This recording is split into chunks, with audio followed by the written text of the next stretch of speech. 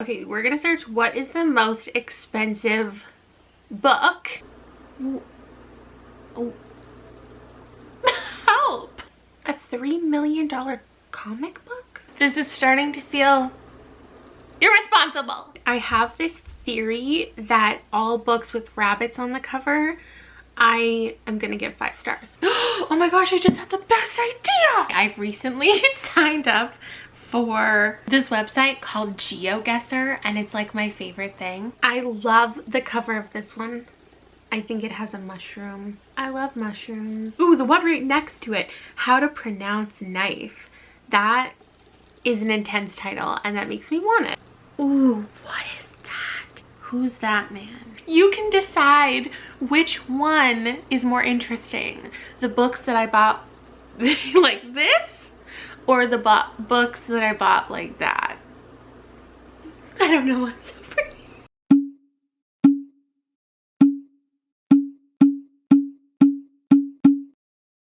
Oh my gosh, I am cold. Hi. Happy, I don't know, afternoon. Yesterday was literally dress weather, and today it is sweater weather. I'm freezing, but I'm excited because today I'm kicking off my weekend reading vlog. If you remember, last month I did a video where I bought books incapacitated, and you selected the specific group of books that I purchased after having taken edibles. I wanted to start today because I have a couple errands to run, and I'm sure I'll end up picking up some books while I'm out, so I have to stop by the mall. I showed you these glasses like 6 months ago that my coworker gave me that I'm obsessed with and I think are so cute, and I'm finally going to get the prescription put in them today. Running errands is not my strong suit in life. I always put them off for as long as possible. I always feel like I'm missing something I'm gonna need. I always feel like I'm going to look stupid, even as a grown adult, like going to the bank, going to the eye doctor. I always feel like I'm gonna do something wrong. It's not an anxiety thing, it's a waste of time thing. So many times in my life have I gone to do something and I didn't have like the right card or the right paperwork or the right something. One time I went to go get my license and I had a light that was on in my car. Like, it wasn't the check engine light, but there was some light that was on, and they wouldn't let me take my driving test, which like is fair, and I'm sure it's like in the rules of when I said I want to take a test and they said, okay, you have to meet all of this criteria. But that's always my worry, that like I will have forgotten something or didn't know something, and I hate looking stupid. So I have my frames and I have my prescription and I have ID, and like what could go wrong? And also obviously I don't want to do any unnecessary errands, so I also haven't been to the dentist in like a year and a half now. Anyway, too much information. I'm not reading it, so do you want to hear from me? I'm not sure. I think the first thing I'm going to read is How to Pronounce Knife, and I actually might give the audiobook a go because I don't often read short stories that way, but I actually think it could be a nice idea. So if I do that, I'll let you know how it goes, and we'll probably stop at Indigo because it's in the mall. And I'll also try to resist the allure of Mr. Pretzel. So I'll keep you updated.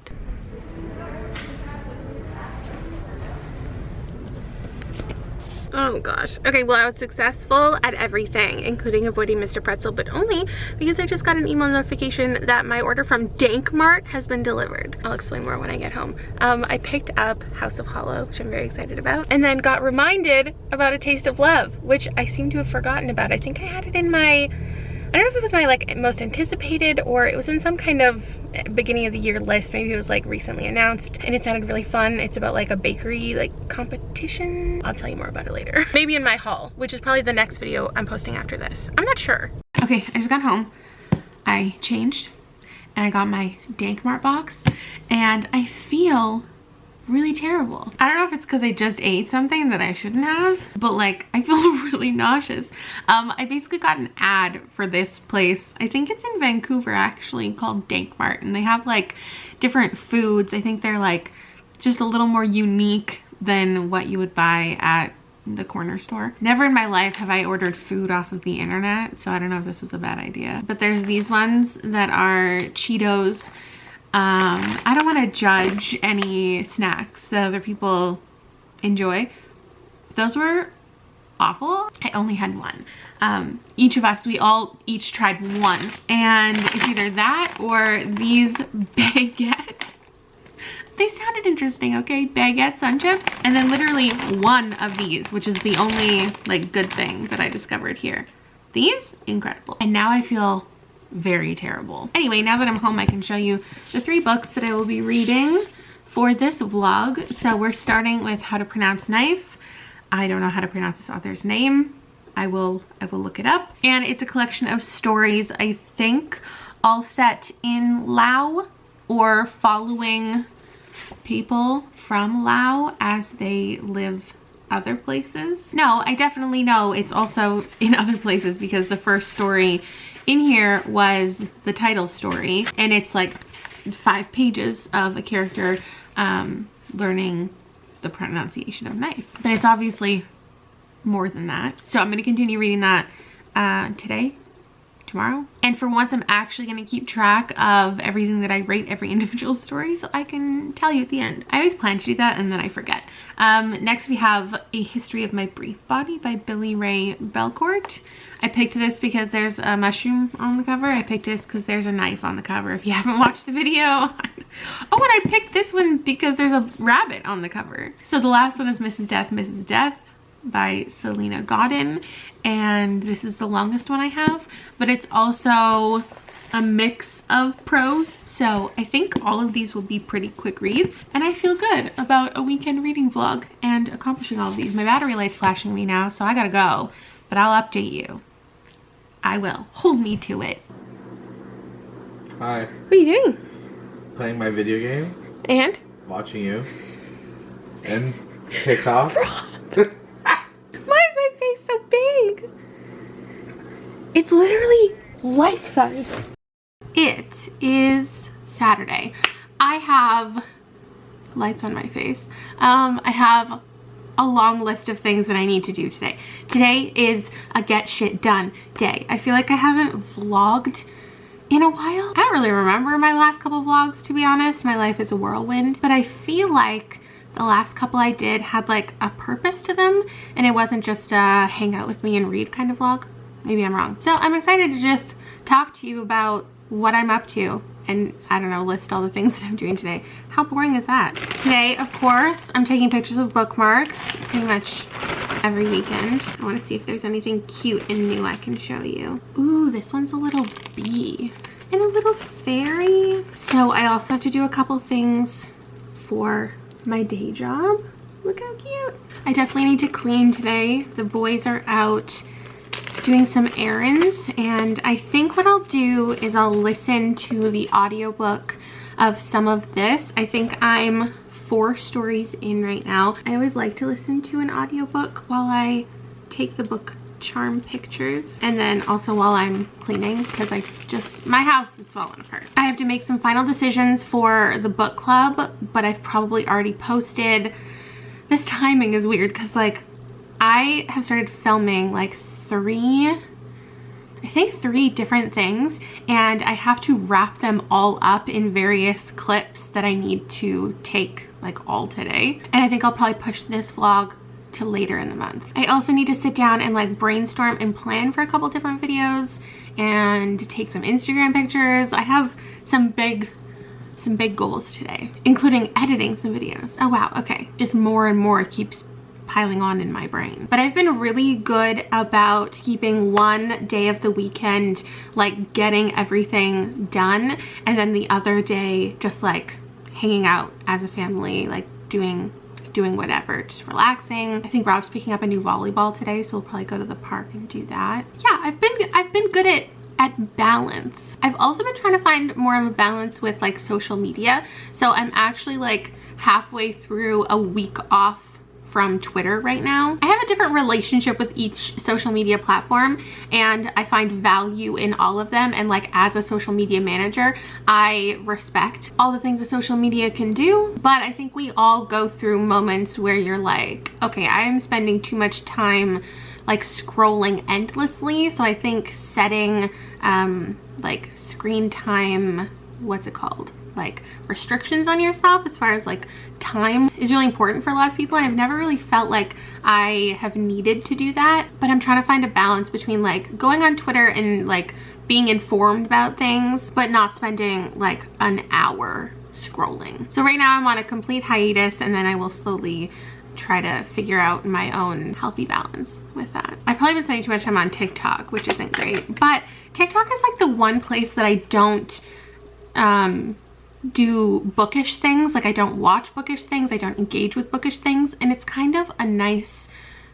relief that that's the one place I go that it's not bookish stuff does not consume my time there. Though YouTube doesn't either. I watch way more other YouTube than bookish YouTube. The first one in here made me cry. It's the title story, How to Pronounce Knife, and I think this is a really interesting mix of like age ranges and places in life.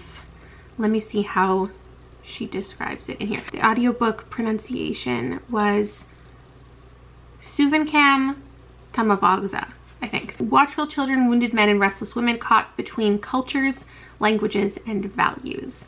I think that the very first story really set it up in a great way because we have a young girl who's realizing for the first time that maybe her dad doesn't know everything. Her dad can't teach her everything because they're living in a completely unfamiliar culture.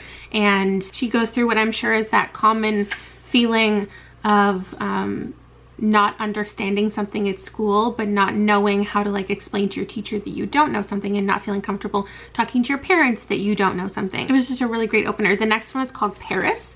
I gave it 4 stars. The one after that is called Slingshot, and I gave it 4 stars. That one was about like an 80-year-old woman. Oh, sorry, 70. So we're really spanning a lot of different life experience in here. And then Randy Travis is my favorite one so far. I gave that 5 stars as well. And it's about a young woman with a mom who falls in love with Randy Travis, and the relationship between her and her husband, and what her husband, the impact that it has on her husband. And it was like probably the most lighthearted story so far, but it just had a really big impact on me. So I'm really excited to continue in here. I don't know if I want to do a little montage of my day. Probably. That's probably what I should do.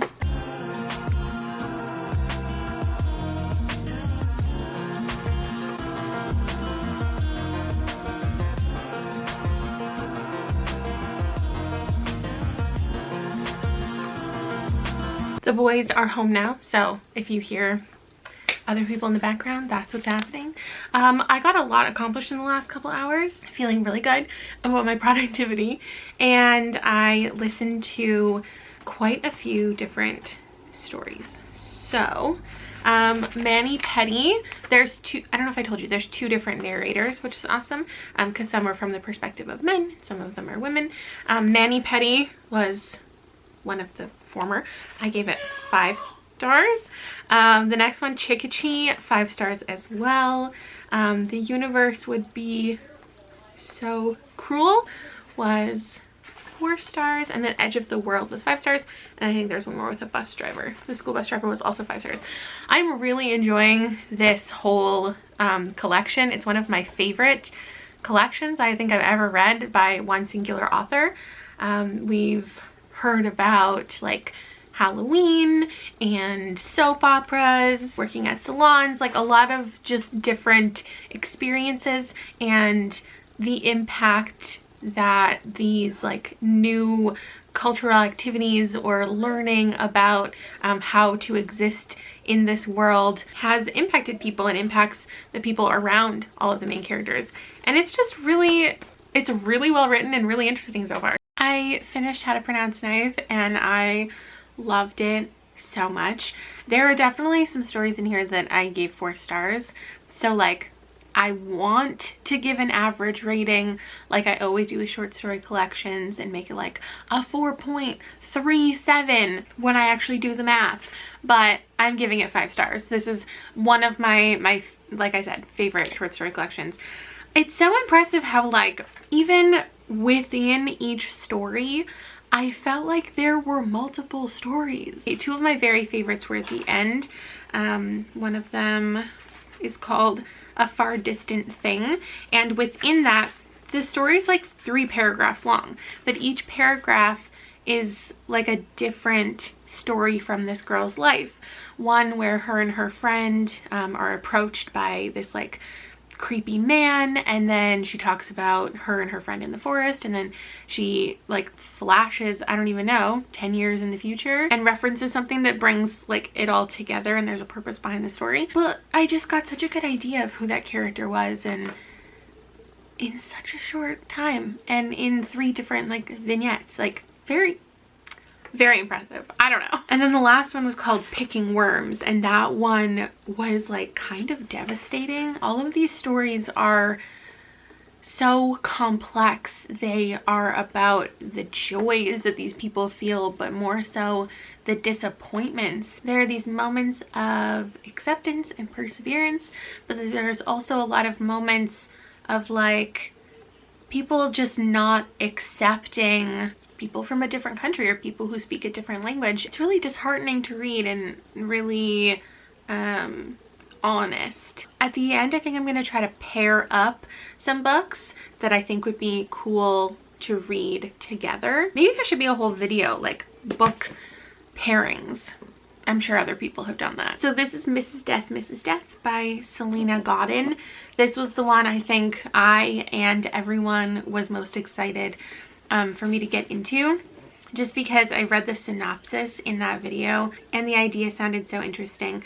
It just says, Wolf travels across time and place with Mrs. Death to witness deaths of past and present and discuss what the future holds for humanity. As the two reflect on the losses they've experienced, or in the case of Mrs. Death, facilitated, their friendship grows into a surprising affirmation of hope, resilience, and love. It doesn't look like it's written as a traditional narrative, so I don't think the way that I interpret the synopsis, I don't think is how it's told. It's not going to be like a novel where you're following these characters like traveling together and they have dialogue. I think it's more going to be some conceptual things. But I'm going to read as much as I can tonight as I fall asleep, and then I'll check in with you tomorrow. Like I said, I have all day tomorrow, though I want to spend a good amount of time outside because we didn't go outside at all today because it was hailing. But I'll see you soon. Good morning. I haven't had coffee yet, so if I look a little sleepy, that's what's up. Oh my gosh, have read the first, let me check, 111 pages of Mrs. Death, and it's very strange. I just reached a chapter called Death is a Rabbit, which will help explain like the wolf and rabbit on the cover. Wolf is like this writer who's writing Mrs. Death's story, and then we're getting Mrs. Death just talking about death. There are references, this is really hard to explain. There are references to like historical deaths. She's referencing like some celebrities and events where there was mass casualties, and she's like talking at the reader, and it's like kind of stream of consciousness sometimes. She's talking about like what it means to be alive and what death is and what death means, and I'm absolutely not going to do this book any justice when talking about it. My favorite chapter is called I Know a Lot of Dead People Now, and there was this whole section about what dying isn't what you expect, and she said, let's hope I come when you are busy doing something you want to live for. Let us hope I come when you're doing something you would die for. And let's hope that if you kill yourself, you are well over 40 years old, because to kill yourself before age 40 is like murdering a stranger. And that was just a very intense passage. I think the author might have narrated her own audiobook, so I kind of want to check it out just to listen to see what it's like, because it seems like the type of story that would be conducive to being told it, since she's like talking at me and it's very intense. But we're gonna head to the park now, so here's some montage clips of us just hanging out.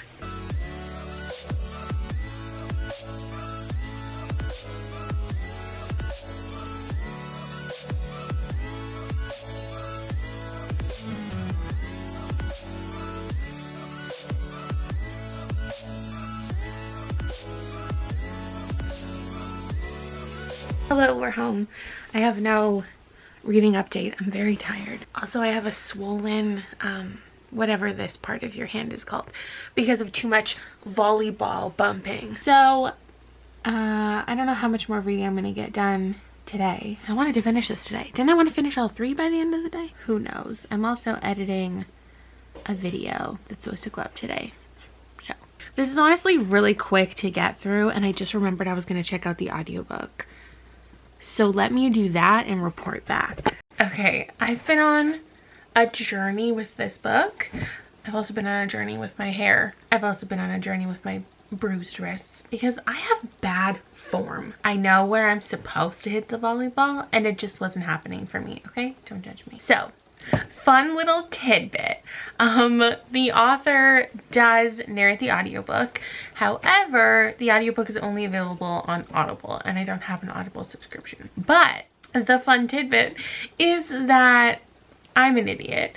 I've been getting these like monthly emails from Audible saying that I have renewed, like I have a new audiobook ready. I canceled my Audible like 2 years ago, I feel like. I started using Scribd, I started using Libro FM, highly prefer Libro FM, just a little side note. But then I started getting these emails from Audible saying that I had like a new book ready, or I had a new credit or whatever. And I ignored them and I was like, oh, this is spam. And I kept marking them as spam because it sent it to my email, and the first couple times I was like, I definitely unsubscribed. So like, are they charging me?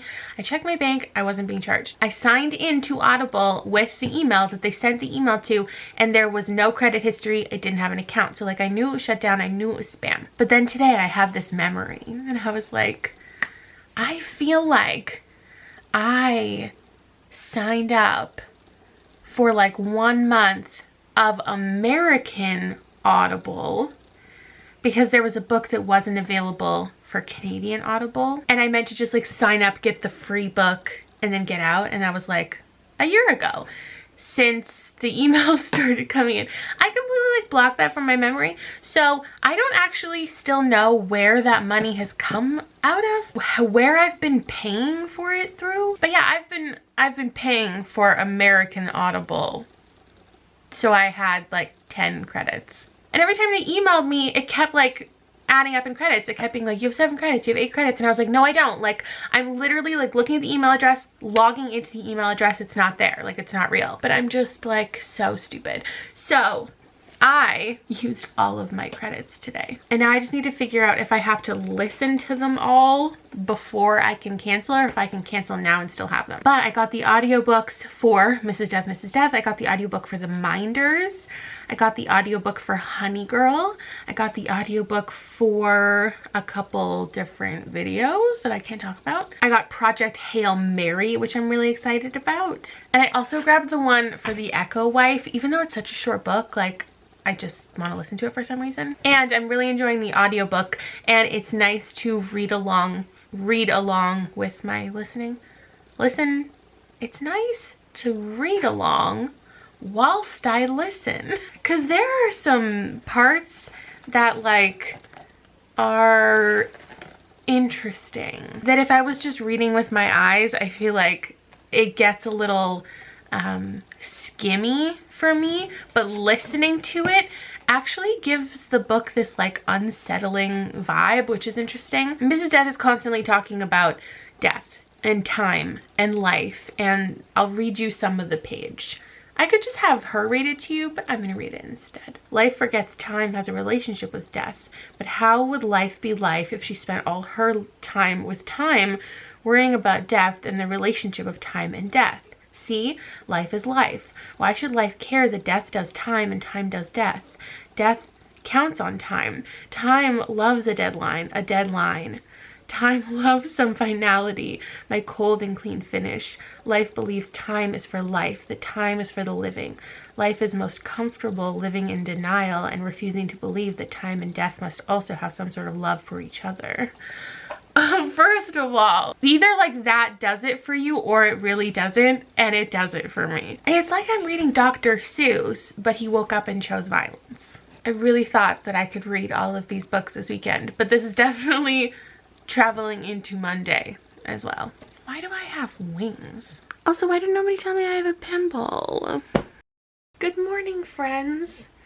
I hope you're having a great day. Yeah, my hair's already straight, but I'm just gonna touch it up a little bit before I leave for work. I finished Mrs. Death, and I'm giving it 4.5 stars, which is incredible. I wonder if this whole weekend vlog that now is longer than a weekend, I hope it's all amazing reads. Like, wouldn't that just be the perfect vlog? So I don't even know how to talk about this book. It's just so much smarter than me. Like, my words are not gonna do it justice. But I can tell you my favorite like sections. Why is this upside down? I just put the dust jacket back on, and apparently I put it on the wrong way. My favorite parts, because there's so many different little sections. Mrs. Death, the Moors, Mrs. Death and the Doctor is one of my favorite sections, and then Let the Worms Chew the Fat is the name of my other section that I tabbed. There are so many different like deaths in the world that this book touches on, so like significant events, and then just like overall like poverty and war and famine and murder and suicide. And it's a commentary on humanity, how it's evolved, and how like we have all of these technological advancements, but we continue to like fuck up the planet and ruin each other's lives. And there's just some very intense passages. The other part I really loved is Mrs. Death ends up visiting a therapist. So it's like what's the word, like humanizing death, characterizing death, what's that word, personifying death. So death is like a real person, and she's basically the most like unseen in society, and death throughout the ages has been like depicted in fiction as a man. And so she talks all about that, and she's just like a real person who's like going to therapy, and her therapist is like, you're catastrophizing everything. And I think the way that death is embodied is just like how so many of us feel, like relatable emotions. So she's saying like how she's a human and she has mood swings, hypersensitivity, restlessness, insomnia, extreme highs and extreme lows, suicidal thoughts, restlessness, catastrophizing, crying alone on buses. The world is in chaos. The earth is in climate emergency. There has been another shooting. This time a racist white supremacist Islamophobe burst into a mosque, all guns blazing. We should all be crying on buses. What is wrong with everyone? I'm not catastrophizing. This is a fucking catastrophe. It's just like, how do you go on in the world where death is all that you see? And how do you just live every day knowing that like everything's terrible? So it's just such an interesting look from Death's perspective, because death is her job and death is all she sees, and she's experienced everyone's death, and it starts to become a burden, even though it is her responsibility to see everything and to experience everybody's worst moment. So it's full of a lot of really intense language and really intense experiences and discussions, and I thought it was amazing.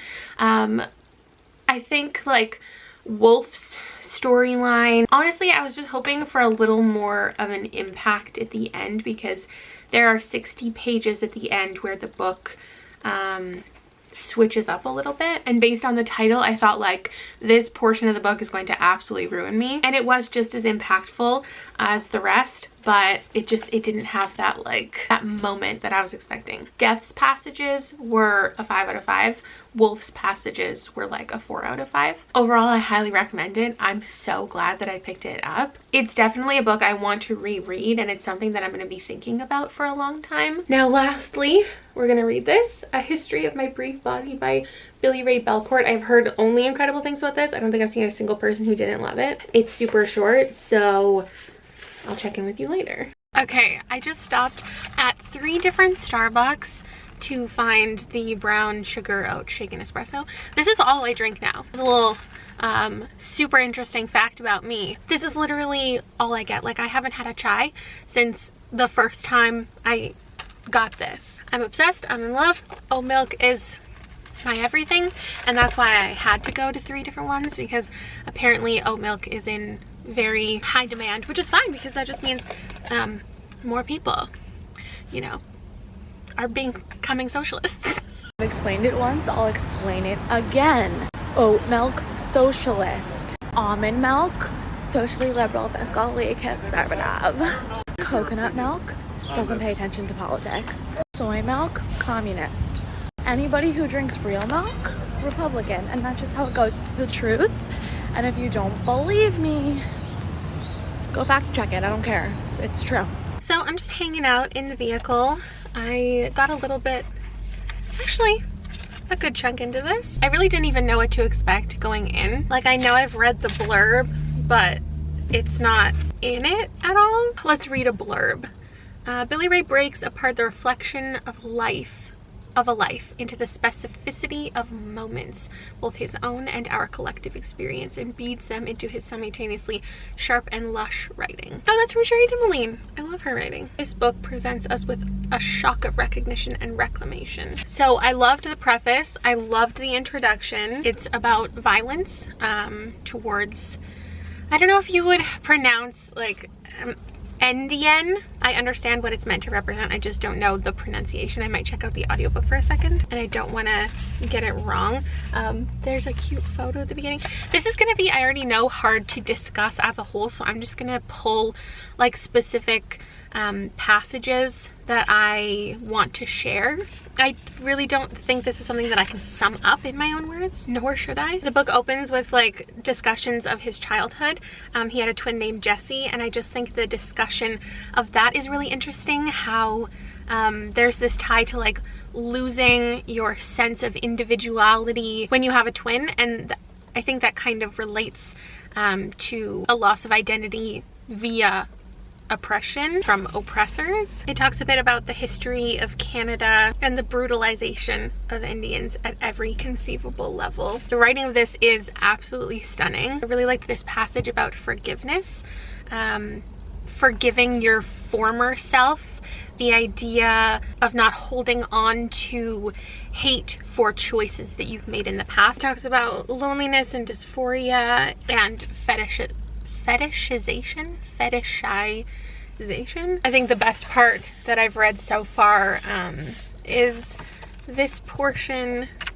This whole section is called Futuromania. I don't know why I can't pronounce things today.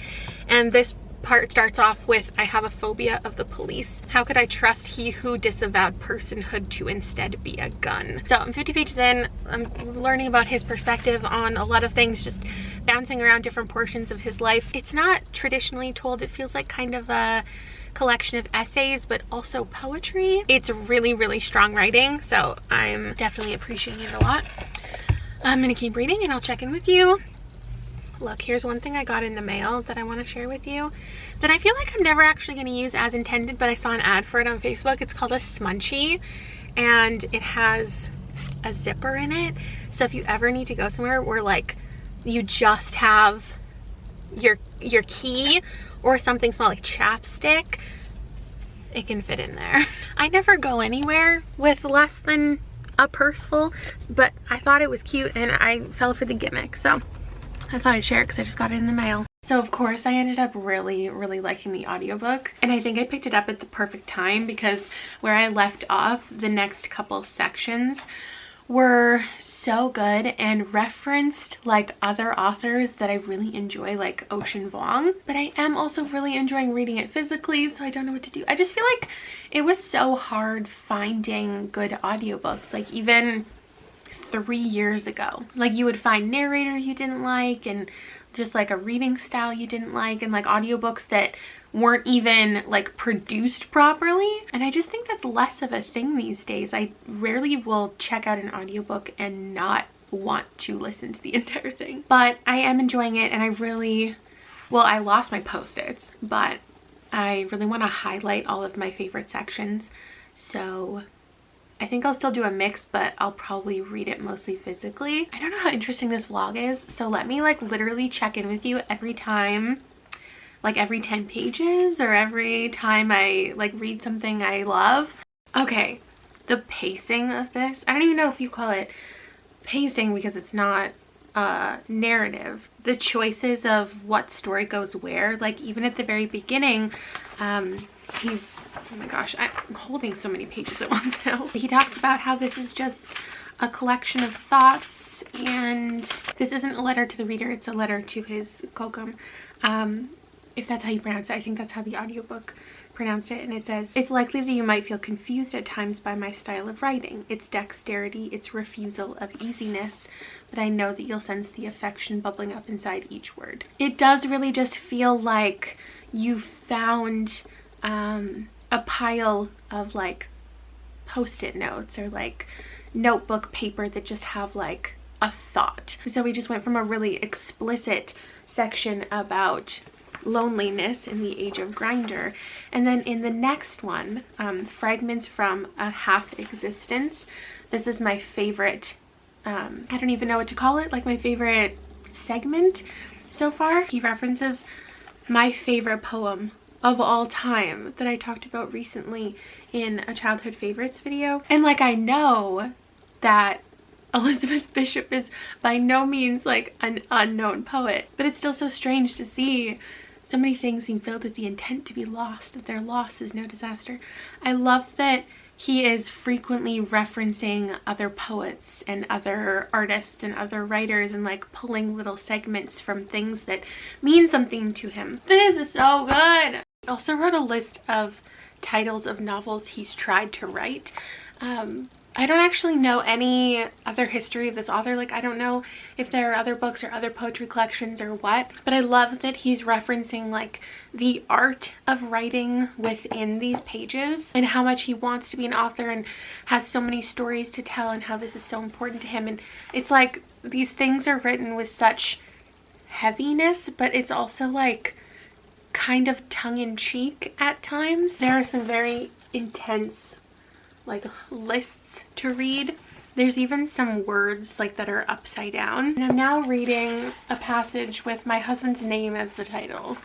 The end of the Robert section is like a lot. A lot of the book is about loneliness and belonging and all of the intersections he has to wade through and like different interactions and relationships. And I by no means want to like ruin, this is so hard because like I want to talk about the impact this is having, but I also like don't want to take anything away from anyone else's experience reading this. He's like writing letters to this guy and they ended on like not great terms, but he's decided to look on like the positive sides of their relationship, and he says, "If you hadn't been my boyfriend, my family wouldn't have been able to see me in love." And like,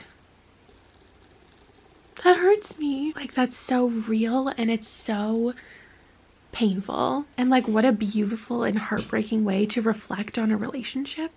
Remember when I was like, what if this vlog ends up being like all books that are absolutely incredible and it's like the best reading vlog I've ever had? Here we are. This was already like a favorite book. Like, I was highlighting some things that I just found so perfect. Like, how silly that we measure the day by how much light fits inside it and not by the number of ordinary wounds the light lands on at any given second. I just like feel a lot of things. And then it goes into this huge discussion about suicide in the Indigenous community. Being confronted with like such horrifying stats of like how many people are ending their lives, and these different groups of people and these suicide pacts, and how there's like this state of emergency. And he goes into like what that means, like what, like how dare you call this a state of emergency? Like, this is our constant state. It's an emergency of Canadian history. And how there are all of these suicide prevention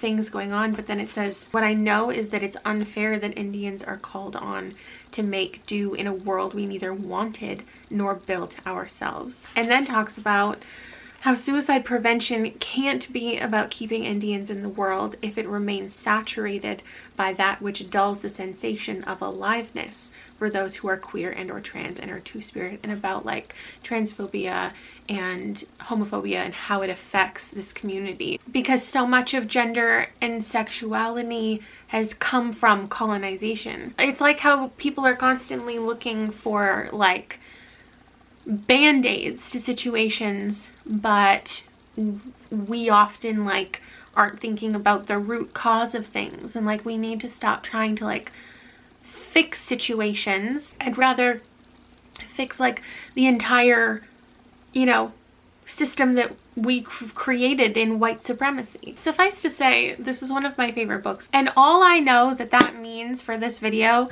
is that we trust, which one was it? It was Hi Kayla. She knows what she's doing. She picked great covers. She has incredible taste. And I feel like there was a lot of really poignant discussions in all of these books, and I'm so glad that I read all of them and I can recommend all of them. I think there's something to learn from all of these stories, like whether it's the story itself or whether it like references like real world things that are going on. As I'm sure all of you already have heard of This Weekend's Murder of Dante Wright. If you haven't, I'll provide some links down below and some resources of how to help, how you can learn and do better, as well as resources related to the AAPI crimes and Asian hate. Because what a lot of these books ended up touching on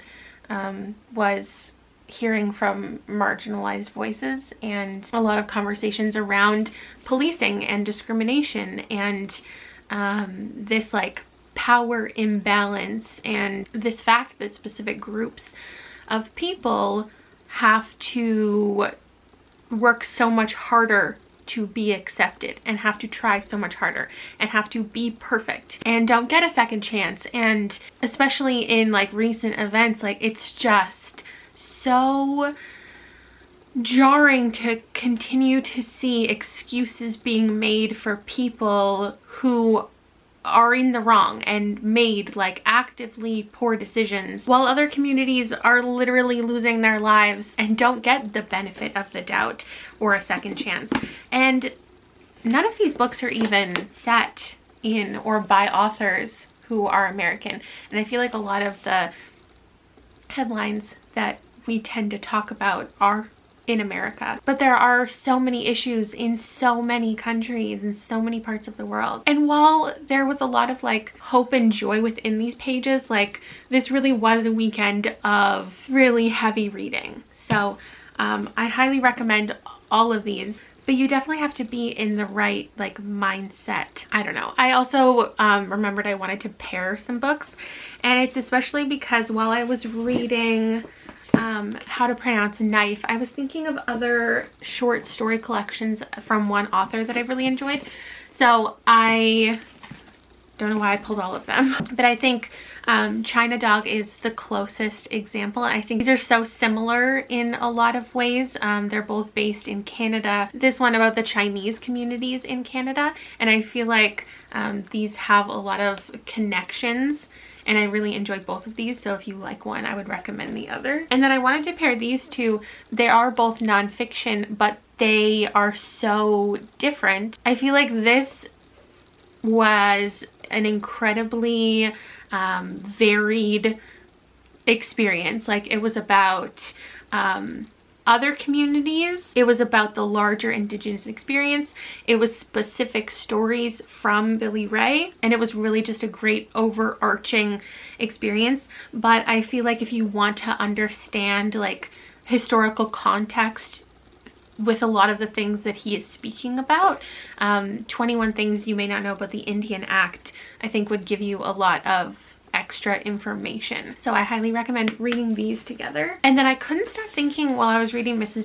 Death, some parallels between that and The Deep by River Solomon, David Diggs, William Hudson, and Jonathan Snipes. They're not like the same story at all. I don't even think they have the same goal, but I think there are a lot of interesting parallels that if you enjoyed one, you would enjoy the other. You would get something from both of them. This idea of one character holding all of the trauma and the burden that comes along with that. And then I think there's also like great storytelling themes in both of these. There's some great conversations about like gender and identity. So two totally different like actual stories, but similar things and something similar to gain. So I would recommend reading these in tandem too. The fact that I feel so strongly about all 3 of these actually makes me even more excited to do a part 2 where I read the 3 books that I picked drunk. I was thinking about not doing that until like the end of the year, but now I'm so interested to really put these 2 versions of myself